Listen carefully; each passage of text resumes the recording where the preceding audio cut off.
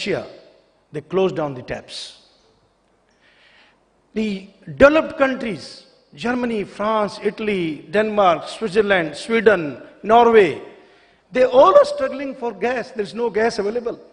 I mean, how come this such a big think tank of the world, they never thought a fallback arrangement or how to mitigate the risk tomorrow if there is a war or there is a world war. Today, more than, I'm from steel industry, I'm from Jindal Steel. Sorry to more than you, 1 sir. minute, I'll complete it. You have given me time, I'll complete it. More than 70% of steel industry is down in Europe today. There is no gas available. I'm thankful to the Prime Minister of the country, Prime Minister of India, who did not even allow for a 1 minute blackout in the entire nation in last 1 year time. 500 goods trains are moving coal from one location to another location. So coming back on to epitomize it, the solution is what? Solution is consume less. The solution is use coal more and more, but use through the coal gasification as Prime Minister Saab has told. Number 3, coal to liquid, coal to fuel, coal to gas, coal to fertilizer, coal to olefins, coal to the SNG, that is synthesis natural gas. This is the future for our country. The future is to use more and more goods trains, electrically operated goods trains than the trucks. So this is what the message I wanted to give. And last, we have in Jindal started coal gasification, and we have replaced at least 10 million ton equivalent of imported coking coal, and we do not want to import any coking coal up to the 10 million ton capacity. And in times to come, we will be believing that we will be making gas, natural gas, or the imported coking coal zero. Thank you very much. Thank you very much indeed. And may I now invite Mr. Rahul Bharti, Executive Director, Corporate Affairs and CIRO, Maruti Suzuki Limited, for the special address. Over to you, sir. And you have 5 minutes, sir. I'll make it short and sweet. So let me tilt it a bit because I want to see the Honorable Minister also. Honorable Minister Bhupendra Yadav ji, our friends from industry, friends from all sectors of society, and all well-wishers for the environment in India. I think since we've invited the Honorable Minister, let me start with some good news. First of all, sir, while India is talking about electric mobility and we want to do it with localization rather than imports, the first plant we have started for lithium ion manufacturing at the cell level, and it is not just making in India, it has started exports also. So India has entered the club of lithium ion cell and battery exports. Our second battery plant for EV batteries with an investment of 7,300 crores. The Honorable Prime Minister laid the foundation stone about a month ago, and that will go on stream soon. And we are working towards electrification with localization and with scale. The second point is there are some more technologies for additional electrification. What part cannot be covered by EVs, at least the IC engines, if they can be partially electrified, which is strong hybrid electric. We are about to launch it in the next few days, the Grand Vitara. It has because of the electric component, it has a fuel efficiency, energy efficiency of 28 kilometers per liter, the highest in industry.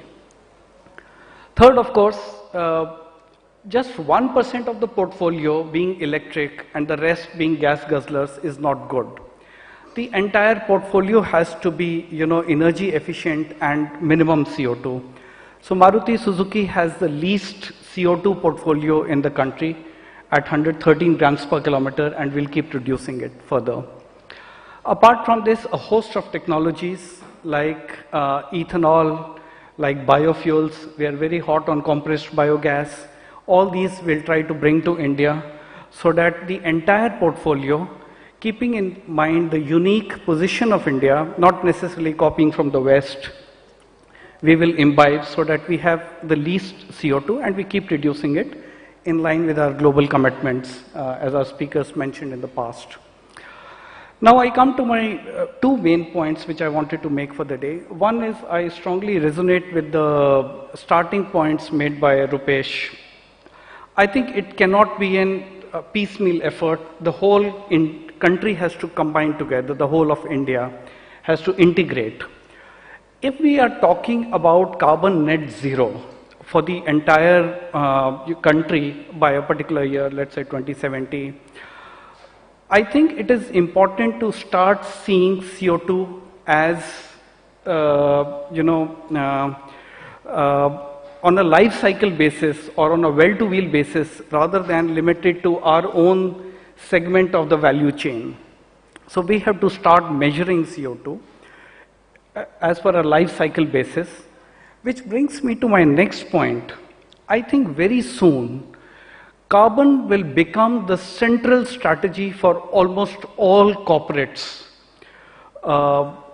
When we talk about environment, it is interlinked with energy, and when we talk about energy and environment, it is very closely linked to economics.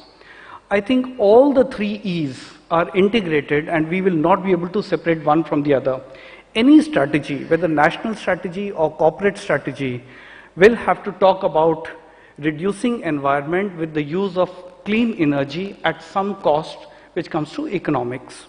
And India being, with a very modest per capita income, has to spend every penny carefully, because it will either go from the consumer's pocket or the taxpayer. Finally, it's the Indian that will be at the cost of this. So we have to find unique solutions for India.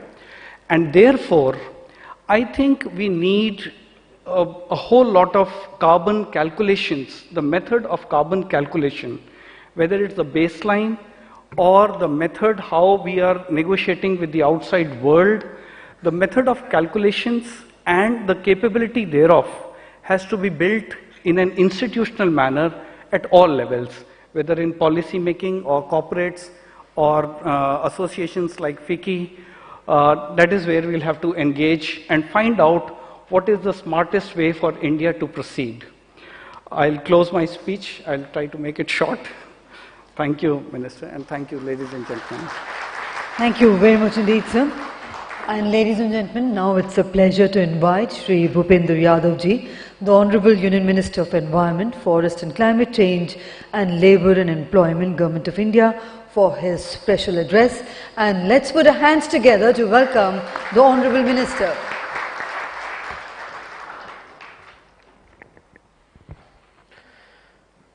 आज FICCI के इस मंच पर मेरे साथ उपस्थित सभी सम्मान्य panelist और सभी सम्मानित साथियों, जो इस सेशन का टॉपिक रखा है क्लीन एंड ग्रीन, और हमारा जो पूरा डिस्कशन है और जो मेरे से पहले पैनलिस्ट ने विषय रखा, माइंडफुल कंजम्पशन का विषय रखा, ग्रीन क्रेडिट का विषय रखा और एक होलिस्टिक अप्रोच का विषय रखा। दुनिया में भी इस समय तीन बड़ी साझा दुनिया की वार्ताएं चलती हैं। एक UNFCCC है, जिसमें हम ज़्यादा चिंता करते हैं कि क्लाइमेट चेंज और धरती का तापमान बढ़ रहा है, तो हमारे एनर्जी रिसोर्स क्या होने चाहिए। दूसरी UNCCD है, जिसमें हम ये चिंता कर रहे हैं कि हमारे डेवलपमेंट के कारण, शहरीकरण के कारण, फर्टिलाइजर के यूज के कारण जमीन का बहुत बड़ा हिस्सा डेजर्टिफिकेशन का शिकार हो रहा है। आपने एनर्जी में बहुत आगे चीजों को ले गए, लेकिन अगर उपजाऊ जमीन नहीं रही तो धरती पे कुछ होने वाला नहीं है, खाली एनर्जी कुछ नहीं करेगी। और तीसरी दुनिया की जो वार्ता चलती है, जिसको बायोडायवर्सिटी की बात कहते हैं, और कुछ ही दिनों पहले बॉन में जो साइंटिस्ट का सम्मेलन हुआ था, उसमें कहा गया था कि 50,000 से ज़्यादा फ्लोरा और फोना रेगुलर हमारे फूड के लिए, हमारे मेडिसिन के लिए, हमारे एनर्जी के लिए, हमारे कॉस्मेटिक्स के लिए, हमारे ऑयल्स के लिए लगातार कंज्यूम हो रहा है। उसका अगर सस्टेनेबल यूटिलाइजेशन नहीं हुआ तो भी ये दुनिया में इम्बैलेंस पैदा करेगा। और इसलिए जो पहला विषय है एनर्जी को लेकर के, 2015 में जो पेरिस एग्रीमेंट हुआ, उस पेरिस एग्रीमेंट में दुनिया के सब देशों ने आकर के कहा कि हमें इस एनर्जी ट्रांजिशन में CBDR, common but differentiated responsibility, हर एक देश की अपनी अपनी क्षमताएं अलग है, हर एक देश की अपनी अपनी समस्याएं अलग है, तो CBDR प्रिंसिपल को मानते हुए अपने देश के लक्ष्यों को तय करना चाहिए और घोषित करना चाहिए। भारत ने भी अपने जो NDCs उस क्रम में डिक्लेयर करे, हमने अपने 8 NDC डिक्लेयर करे, 3 NDC हमारे क्वांटिटेटिव थे और 5 NDCs हमारे क्वालिटेटिव थे। और मुझे यहां बताते हुए खुशी है कि भारत दुनिया का उन चुनिंदा देशों में है जिन्होंने नॉन फॉसिल फ्यूल में जो अपने NDC 2015 में पेरिस में डिक्लेयर करे थे, उसको समय से 9 साल पहले पूरा करने का काम ये भारत ने किया। और इसलिए हमने 175 गीगावाट का लक्ष्य जो रखा था, उसके साथ ही साथ जब पिछले दिनों ग्लासगो में वापस से COP26 हुआ तो उसमें कहा गया कि अपने अपने NDCs अपडेट करने हैं। और इसलिए प्रधानमंत्री जी ने ग्लासगो में पंचामृत की घोषणा करी और पंचामृत की घोषणा करने पे आज भारत ने अगस्त महीने में अपने अपडेटेड NDCs दुनिया के सामने रखे। एक जो 5 जो हमारे क्वालिटेटिव थे, मतलब जीवन की क्वालिटी को सुधारने वाले थे, उसमें एक हमने अपडेट किया और जो प्रधानमंत्री जी ने ग्लासगो में भी कहा और अभी 5 जून को दुनिया के सामने भी रखा, वो है life, environment friendly life style. हम कंजम्पशन का विरोध नहीं करते, लेकिन माइंडफुल कंजम्पशन होना चाहिए, माइंडलेस यूटिलाइजेशन नहीं होना चाहिए।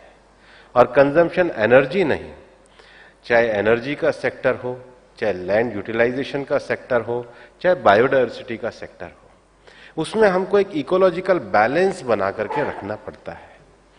और इसलिए जब एनर्जी के क्षेत्र में विषय आते हैं तो भारत ने NDC को अब अपडेट करके कहा है कि हमने नॉन फॉसिल फ्यूल में जो 40% का लक्ष्य रखा था, मैंने पहले आपको कहा है कि उसको हमने समय से पहले पूरा किया है, तो भारत ने अब अपने NDC को अपडेट करके उसको 50% 2030 तक करना तय किया है। इसके साथ ही कार्बन एमिशन की इंटेंसिटी को घटाने वाला भी हमने अपना NDC को बढ़ा करके 45% किया है। ये इसलिए किया है कि भारत ने हमेशा दुनिया के सामने कहा है कि हम किसी भी सूरत में प्रॉब्लम के पार्ट नहीं बनना चाहते, भारत सॉल्यूशन का मार्ग चाहता है। और अब भारत की जो लाइफ स्टाइल है उससे ये तुलना कर सकते हैं कि हमारे पास दुनिया की, आप कह रहे थे कि सबसे बड़ी आबादी, बधाई दे रहे थे, लेकिन मैं आपको बताना चाहूंगा और ये तथ्य आप लोगों को ध्यान में होना चाहिए, हमारी दुनिया में आबादी 17% है, हमारा कार्बन एमिशन की जो इंटेंसिटी है वो 4% है, और सारे विकसित देशों की आबादी मिला दोगे उनकी जो 70% है, उनकी इंटेंसिटी 60% है। ये because of life style of Bharat है।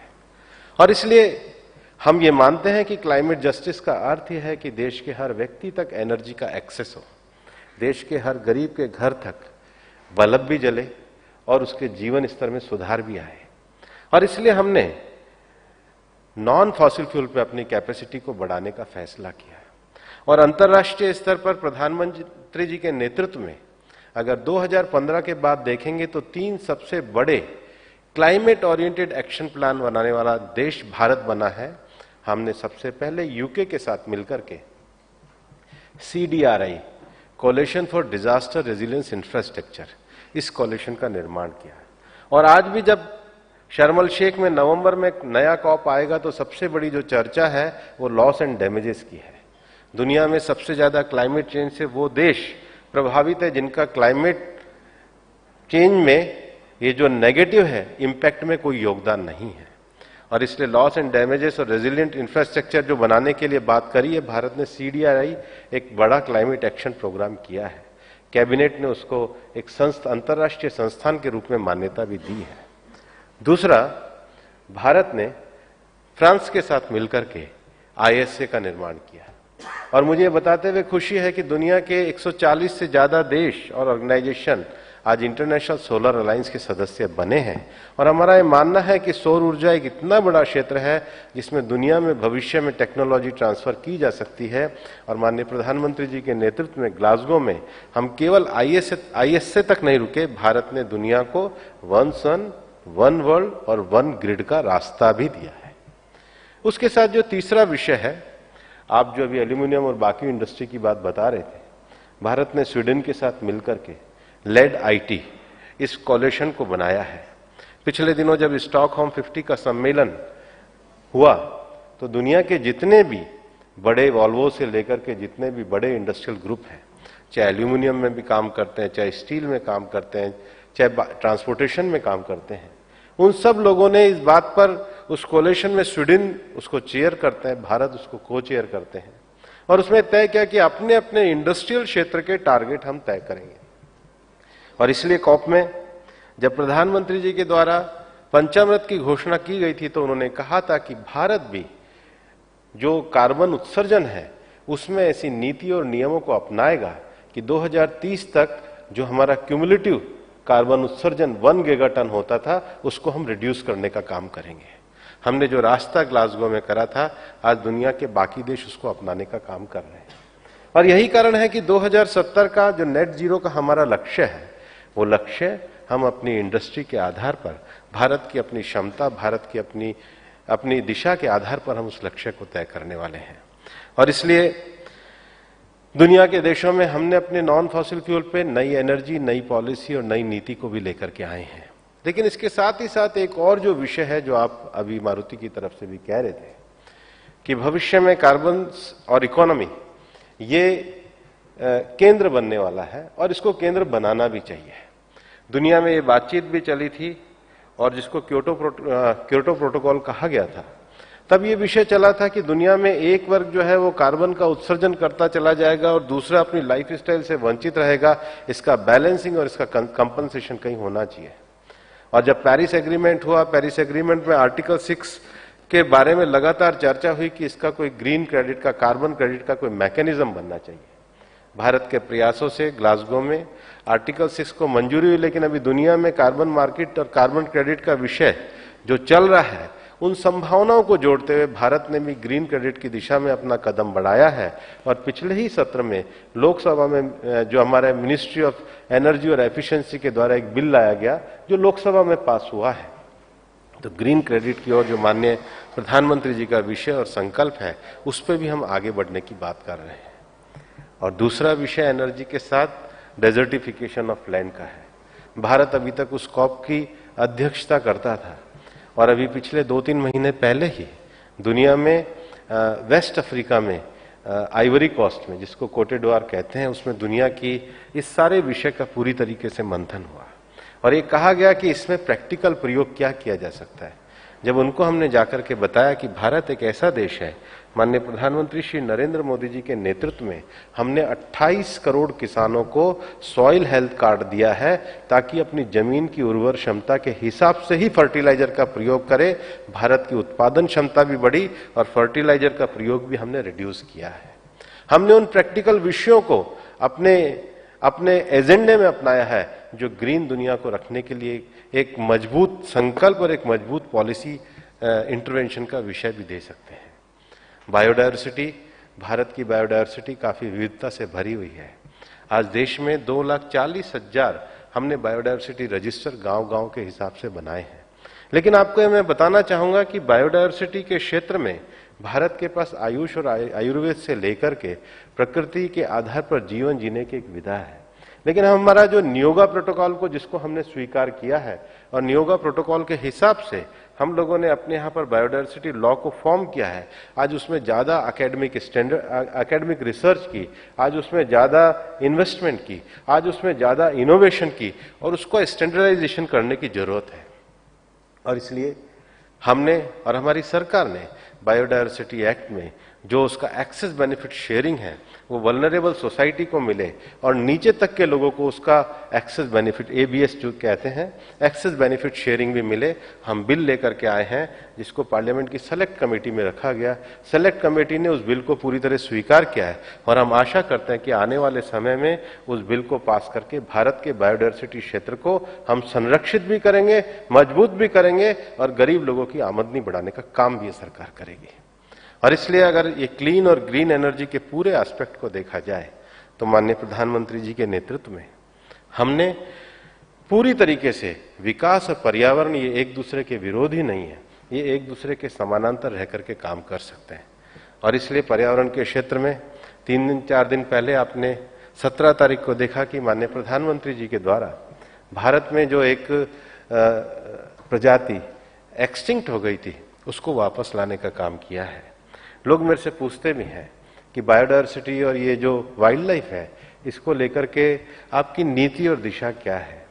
मैं जब पर्यावरण मंत्री बना हूं, माननीय प्रधानमंत्री जी के निर्देशन में हमारे देश में 52 टाइगर रिजर्व्स हैं। मैंने हमारे मंत्रालय में कहा कि ये जो 52 टाइगर रिजर्व्स हैं लोगों को लगता है कि केवल टाइगर के लिए है। आप जरा इसका एक एटलस प्रकाशित करिए। एटलस में क्या प्रकाशित करिए, हम जो सब पूरा जो हमारा सभ्यता है सबसे बड़ा टिकता है पानी के ऊपर। आपको आश्चर्य होगा कि हमारे जो 52 टाइगर रिजर्व्स हैं इसमें देश के 250 वाटर रिसोर्सेस निकलते हैं। केवल हमारे ऊपर की नदियां हिमालयन ग्लेशियर से आती हैं, बाकी नर्मदा, गोदावरी, महानदी, कृष्णा, कावेरी इनके सब के सोर्स हमारे वो टाइगर रिजर्व्स हैं। इसलिए सबसे बड़े जो प्रेडेटर की हम रक्षा करते हैं उसके साथ जो बायोडायवर्सिटी को मेंटेन करते हैं। मेंटेन जंगल का इकोलॉजी होता है लेकिन भरण पोषण हमारे शहरों का भी होता है।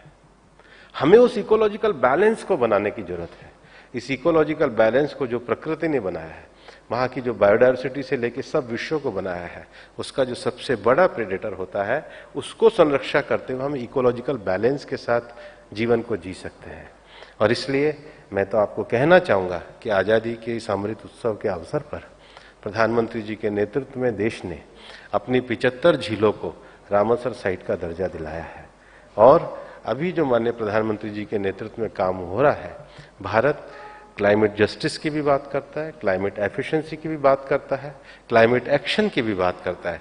लेकिन भारत दुनिया के सामने अगर हमारे विकास के कारण अगर कोई इकोलॉजिकल रॉन्ग हुए हैं तो उसको हटा करके इकोलॉजिकल हार्मनी को स्थापित करने की बात करता है। यही क्लीन और ग्रीन एनर्जी का सबसे बड़ा संदेश है।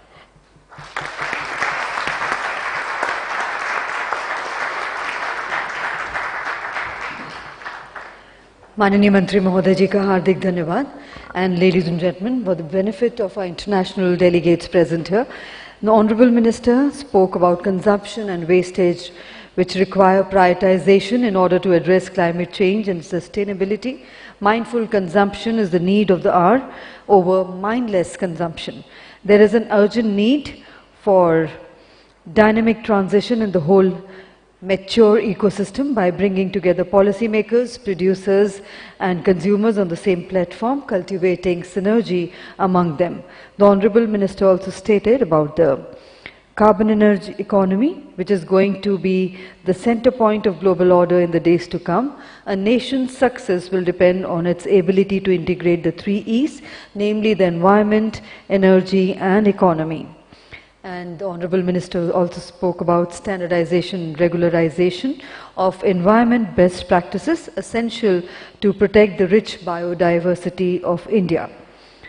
And ladies and gentlemen, he also spoke about the COP26 in Glasgow last year, where India had reiterated that the current climate crisis has been triggered by unsustainable practices and wasteful consumption trends of the developed countries.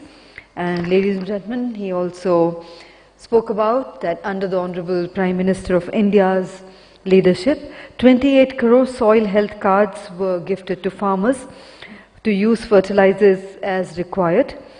And with those words, we once again thank the Honorable Minister. And I now invite Mr. Sanjeev Mehta, President FICCI, CEO and Managing Director, Hindustan Unilever Limited, to kindly weave the eminent speakers into a conversation. Over to you, sir. It's been a real pleasure listening to Honorable Minister and his clarity of thought on such an important issue. It is often said, and rightly so, that the greatest threat to our planet is the belief that someone else will save it. That's what most people talk about. But it's really up to us to take part in ensuring that we build a better, more equitable and sustainable future. So I was absolutely delighted when Honorable Minister re-emphasized that India is going to be part of the solution. Now, I would definitely like to congratulate the government, the Honorable Minister, for the updated nationally determined contribution, which flow in from the Panch Amrit principles, which had been so beautifully elucidated at the COP26. And these are something which all of us should remember, because they are something which are going to be the foundation of a journey towards a sustainable India. It talks about, the Panch Amrit talks about non-fossil fuel energy capacity up to 500 gigawatt. We'll be meeting 50% of the energy requirements till 2030 with renewable energy. This 500 gigawatt also is up to 2030. We'll reduce our carbon emissions by 1 billion tons, reduce our carbon intensity in the economy by 45%, and of course, achieve the net zero by 2070. Now, we were also very delighted that India is one of the few countries which has delivered on its commitment of the Paris COP. And, but you know, the philosophy of India stems from that all of us need all of us, not some of us. To be in harmony with nature again, we need to orchestrate a symphony that has multiple players playing their part in an impeccable fashion. Now, coming here in this forum, I would be remiss if I don't reflect on what HUL is planning to do. We have a very clear roadmap, and we have committed to reduce emissions from our own operations to zero by 2030 and to net zero by 2039.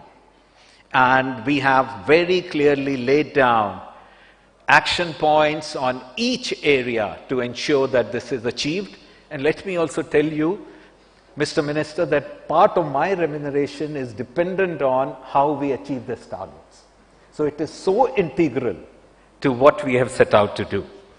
Now, let me start by asking Mr. Minister, with your permission, a few questions, please.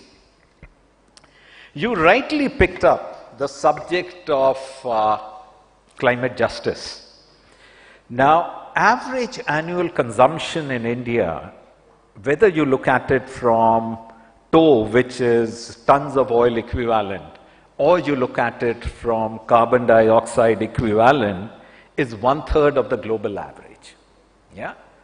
Now, it is also a reality that with 1.5 billion people, the total carbon emission reaches a point where it becomes a big amount, a big quantum. Now, Mr. Minister, you have been part of various international deliberations. Can you just tell us what has been the stance of the developed world? Because the commitments made on financial transfers to the developing world in COP15 at Paris didn't really play out. Now, when you look at that there will be trillions of dollars required by the developing world to move to energy transition and towards the net zero roadmap. And the second important thing will be innovation and technology, where the developed world will have to be generous in transferring it to the developing world. So what's your take on that, Mr. Minister? दुनिया में जब ये सारी climate change की बात चली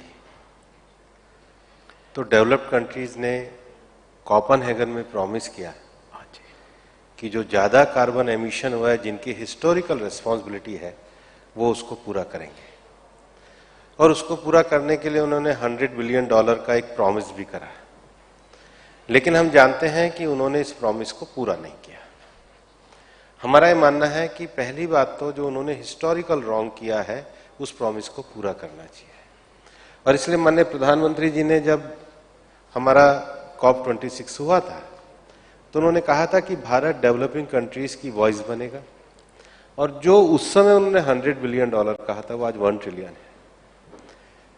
लेकिन ये क्लाइमेट फाइनेंस को लेकर के तरह तरह की बातें डेवलप्ड कंट्रीज के द्वारा कही गई, और फिर ये तय किया गया कि पब्लिक फाइनेंस क्लाइमेट फाइनेंस है, प्राइवेट फाइनेंस क्लाइमेट फाइनेंस है, सब्सिडी फाइनेंस है। इस बार पहली बार ये तय हुआ कि क्लाइमेट फाइनेंस की एक परमानेंट डेफिनेशन को तय किया जाए, और इसमें वो पैसा नहीं आए जो OECD के द्वारा डेवलपिंग कंट्रीज को दिया जाता है।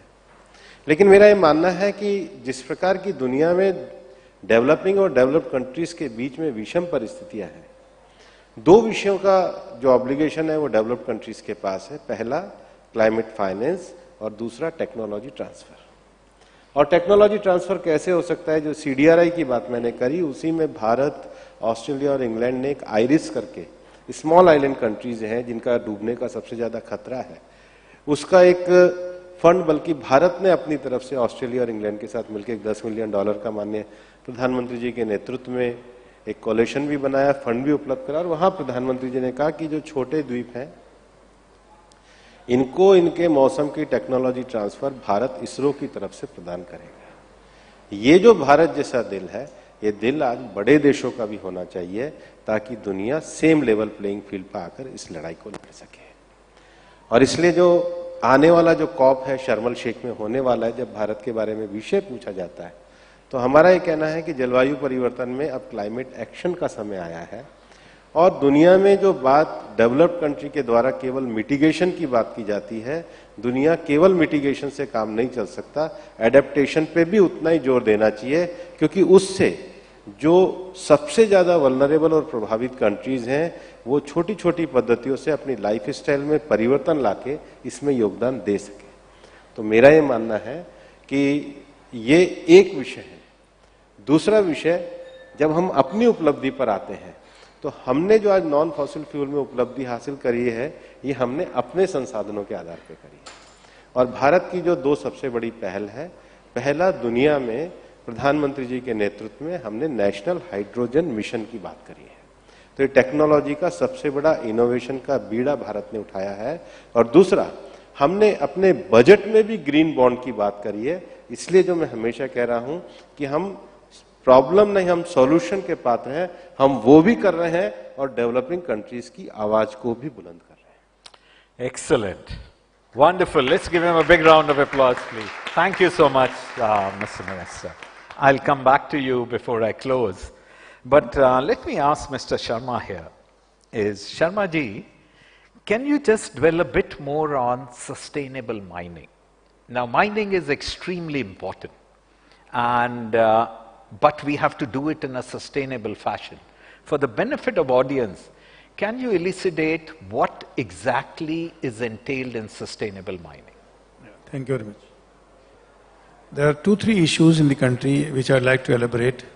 One is, like for example, I was talking on coal. Today, Mantri Mohdai ji, 500 trains per day we are transporting coals to different part of the country. Energy is transporting another energy. What we have suggested to Government of India through Niti Aayog, that all of these coal-based power plants should be converted into gas-based power plant, and gas should be made out of coal. Yes, sir. So coal to gas and gas to power. And we do not need to transport coal. All these power plants should be on pit heads, so that we can convert coal to gas and gas to power immediately, then and there. Finally, whatever the fly ash will be there, that fly ash will be filled back to the mines, and that will help the nation as a whole, number one. So this is one step of the coal mining. The second is, the entire coal mining has to do a coal washery system, so that we can wash the coal and we can utilize only washed coal, स्वदेशी कोल, भारत का बना हुआ भारत में कोल इस्तेमाल होगा, तो आज मैं आपको बताना चाहूंगा कि हम ₹1.20 से लेके ₹1.60 प्रति unit, ₹1.60 maximum per unit through coal gasification we can make power. The another point is like another mining, the bigger issue is the iron ore. The iron ore, we have more than 20 billion ton of iron ore. In this iron ore, what we are doing, we are using only high grade iron ore, that is 60% Fe+. The low grade iron ore, say about 50, 52, 54, 55, millions and millions tons of iron ore heaps in the form of mountains are in the country. That is creating a very big damage to the nation. So what we have to do, we have to utilize, we have to bring the technology in the country so that we can beneficiate all these iron ore finds which are of lower grade into a upper grade or higher grade. One more last point. Today more than 70% of the rainwater in this country that goes to the sea, either to Bay of Bengal or to the Arabian Sea. This is very unfortunate. When there is a flood or there is heavy rains, everything goes back to the sea. It is a very precious product, the water. Sometimes people say that the future war will be on water. No. God has given enough to us. We are not preserving it. We are not conserving it. Since I have the opportunity, I am sitting beside Honorable Minister Sir. Each and every forest should have huge water bodies. And if we do that, then we can provide water, we can do harvesting, and we can do a proper justice to the rain what God has given to us. So coming back on your question, sustainable mining, yes, it is very much possible. We are not against the reduction of the CO2 footprint, but what we say in the pretext of the overall view and looking to the Indian economy and looking to the Indian people and our per capita income, we have to be dependent at least for next 30-40 years on natural resources. And once we do, then I think we can complete the mission 2070, that is net zero. Thank you, Sharma-ji. A quick question for you, Rahul. Do some crystal ball gazing and tell us, say 15 years from now, what percentage of Maruti's vehicles would be electric vehicles? And what are the big challenges and impediments you see on the way? Okay.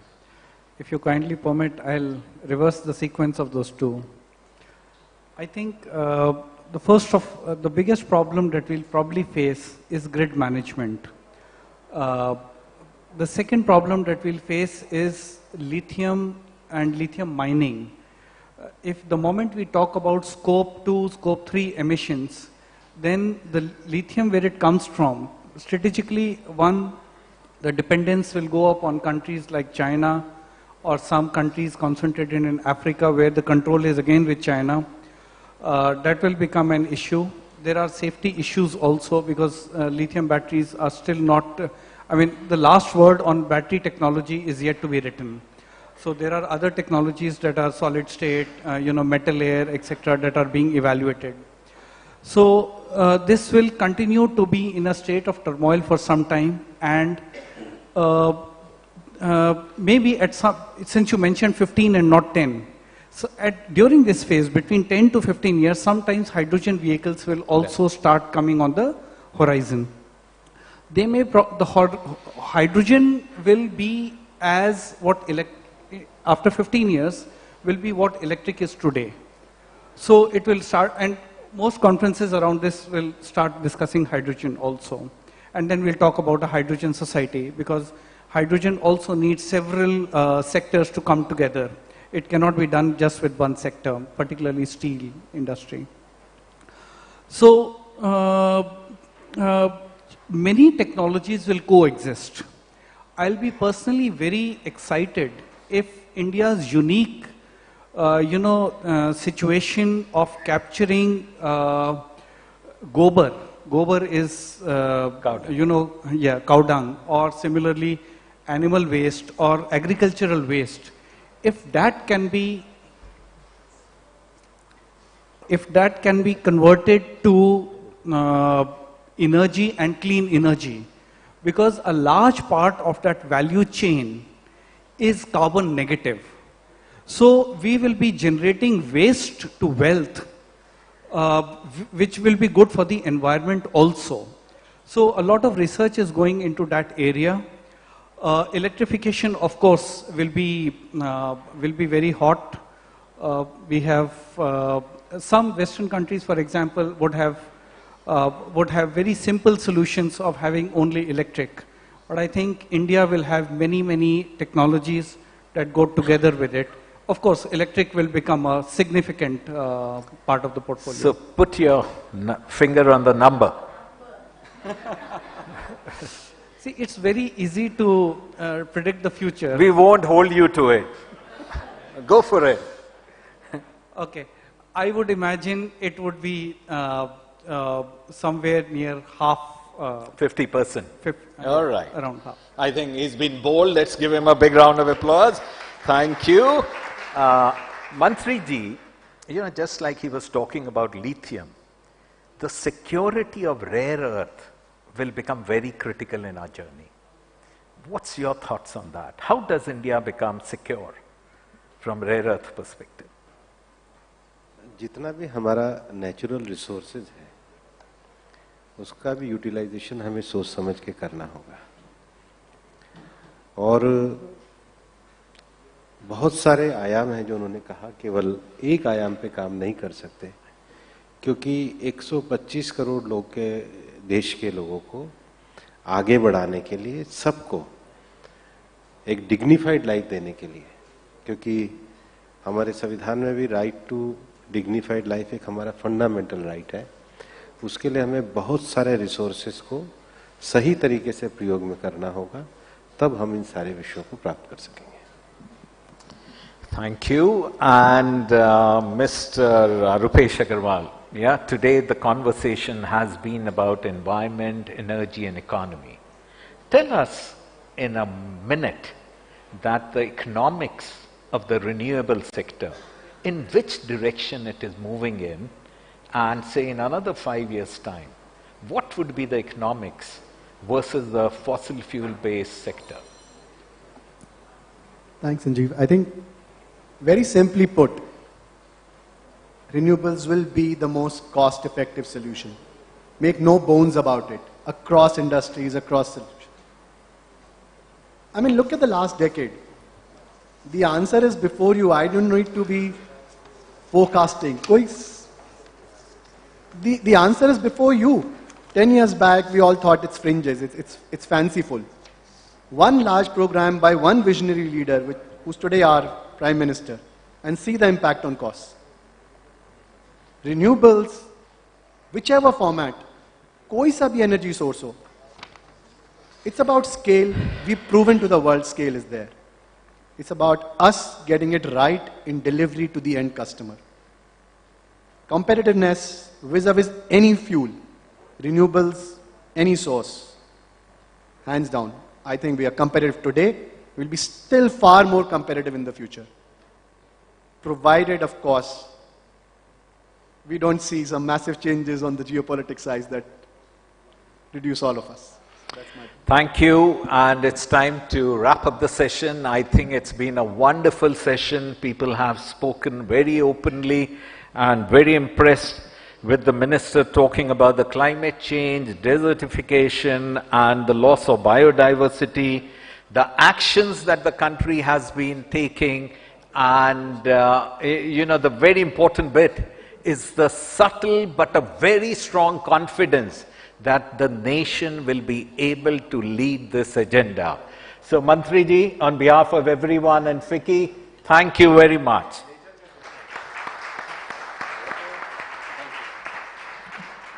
Thank you, sir.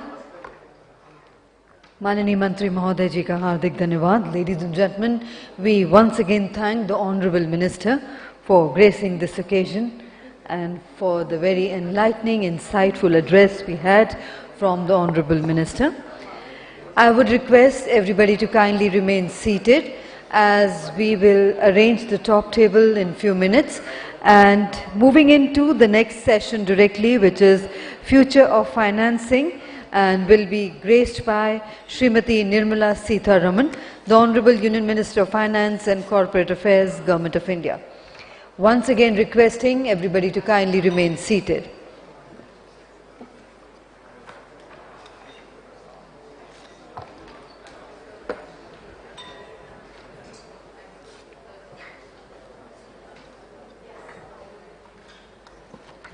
And once again, ladies and gentlemen, we would like to inform all our delegates that the Honorable Minister, Shri Piyush Goyal ji, would be joining us at 6 p.m.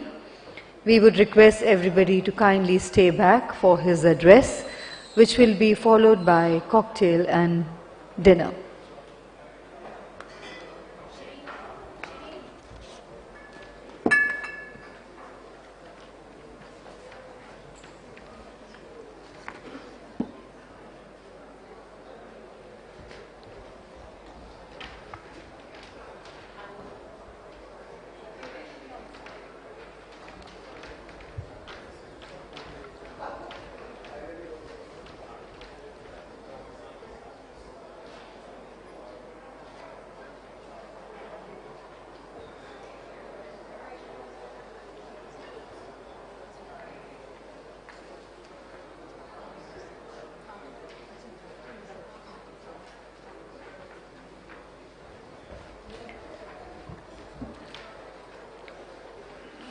Ladies and gentlemen, once again requesting everybody to be seated.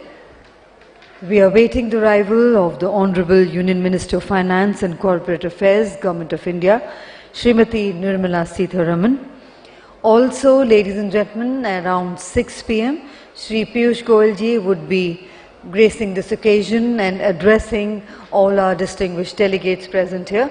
We would request you all to kindly stay back for the Honorable Minister Shri Piyush Goyal ji's address, which will be followed by cocktail reception from 7 p.m. onwards.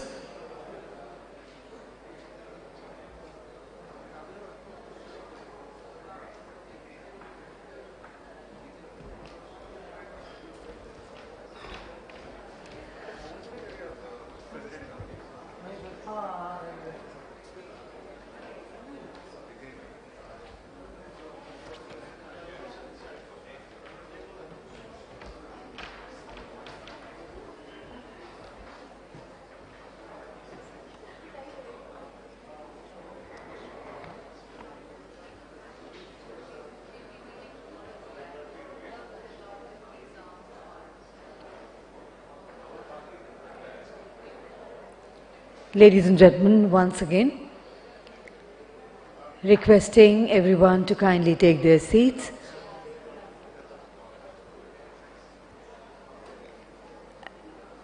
And this is for all our eminent distinguished delegates. You have question slips on the tables in front of you. Kindly use them to write your queries, your questions, or your suggestions with your information, your name, your contact details and your organization you belong to, along with the name of the speaker your question is addressed to. In case of paucity of time, we are not able to take up the questions during this session. The FICCI team will forward the questions to the concerned speakers and it will be addressed in a few days from now. So please do write in your questions to us.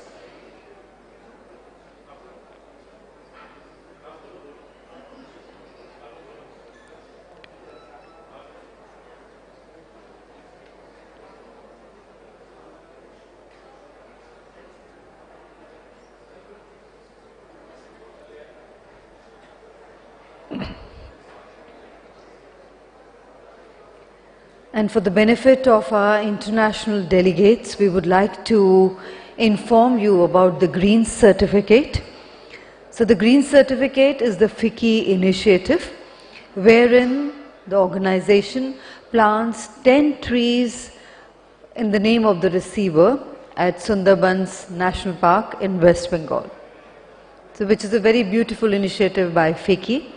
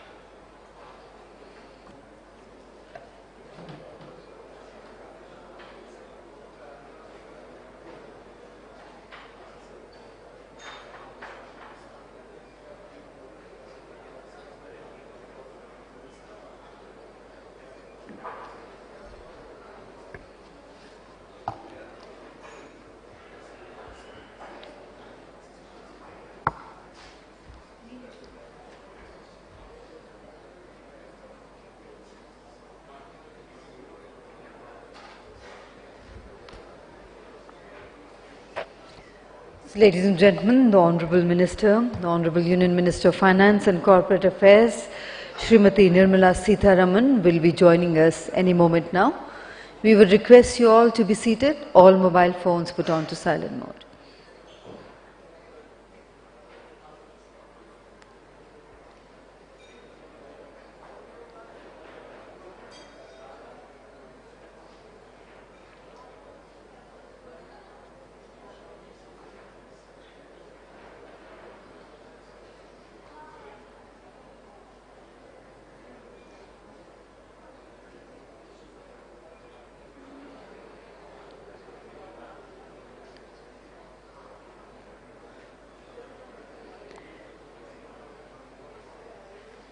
And ladies and gentlemen, please put your hands together to welcome the Honorable Union Minister of Finance and Corporate Affairs, Government of India, Srimati Nirmala Sitharaman. Very warm welcome to you, ma'am. I also invite on stage Ms. Naina Lal Kidwai, Chairman, Rothschild and Company India and Senior Advisor, Advent Private Equity. Warm welcome, ma'am. I invite Mr. Richard Abel, Managing Director, UK Climate Investment, Macquarie Group, a very warm welcome. I invite Dr. Ruth P. Godwin-Groen, Founder and Managing Director, UN-based Better Than Cash Alliance. And I would request Mr. Sanjeev Mehta, President FICCI, to kindly do the honors of presenting a green certificate to Srimati Nirmala Sitharamanji, the Honorable Union Minister of Finance and Corporate Affairs, Government of India. And ladies and gentlemen, a thicket of 10 trees shall be planted in the name of the Honorable Minister at Sundarbans National Park in the state of West Bengal. And before we proceed, may I request our dignitaries to kindly come together for a group photograph. Requesting the Honorable Minister, ma'am, kindly come together for a group photograph. And let's once again put our hands together to welcome the Honorable Union Minister and other dignitaries on the stage. Thank you. You may kindly be seated. And I invite Mr. Sanjeev Mehta, President FICCI, CEO and Managing Director, Hindustan Unilever Limited, for his special address.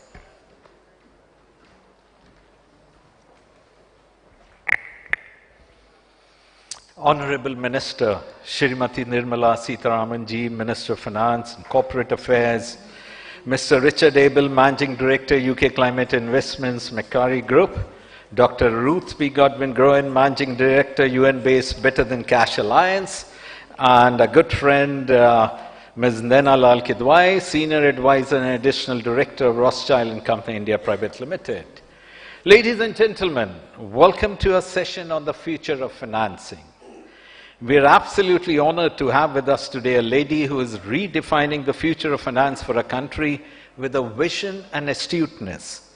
With a consistent and continuous wide-ranging reforms, she is laying the foundation for India to become a global economic powerhouse and an attractive destination for foreign investment. I'm absolutely privileged to have Honorable Minister of Finance and Corporate Affairs, Sri Nirmala Sitharamanji. A big round of applause for her, please. Madam Minister, you had once discussed the importance of rethinking financing and development priorities for inclusive, sustainable and resilient infrastructure, prioritizing healthcare and education, ensuring resilience of global supply chains and creating necessary infrastructure. This thought still remains an inspiration for many of us. Change makers from the industry are defining the future of finance by innovating to expand economic opportunity, enhance social inclusion, and to protect our planet. There has been a significant shift in the financial system landscape driven by rapid digitization, changing consumer preferences, growing competition, emergence of new players, and evolving regulations. The combination of blockchain technology and open banking are paving the way for an entirely new financial ecosystem. Rather than a small number of large institutions providing financial services to clients, consumers will have access to many technology platforms that they can use to buy and sell services.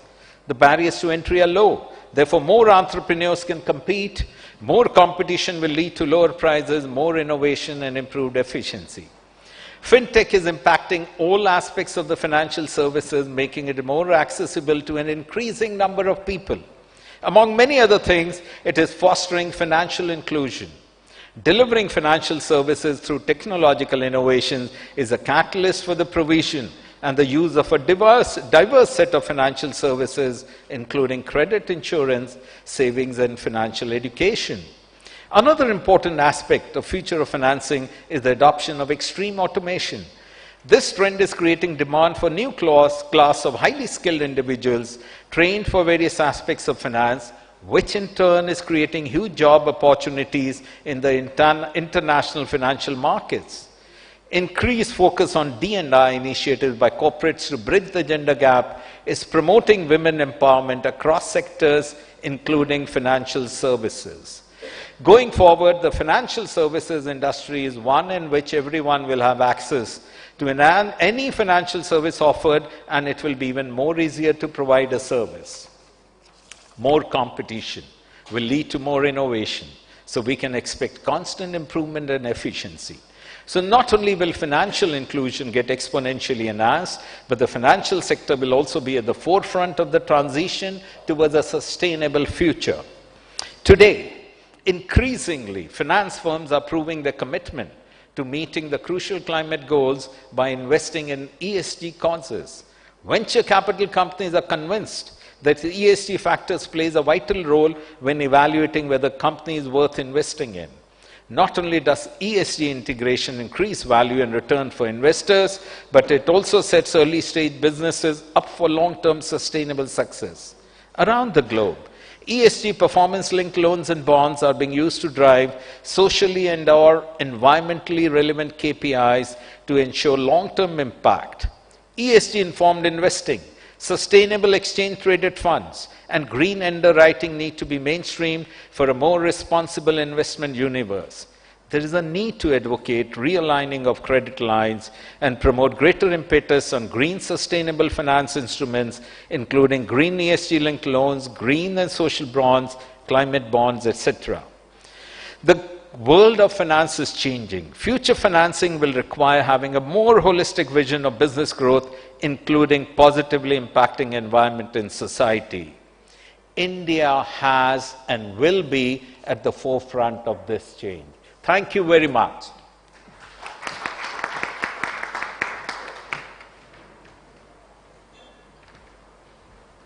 Thank you very much indeed. And now, ladies and gentlemen, may I invite Mr. Richard Abel, Managing Director, UK Climate Investment, Macquarie Group, for his special address.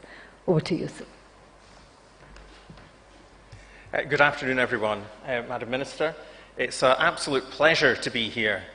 And I'd like to start by noting that Macquarie's global CEO, who's in New York for UN Climate Week, would have hoped to have the Honourable Minister speaking with her there. But what can I say? New York's loss is all our gain.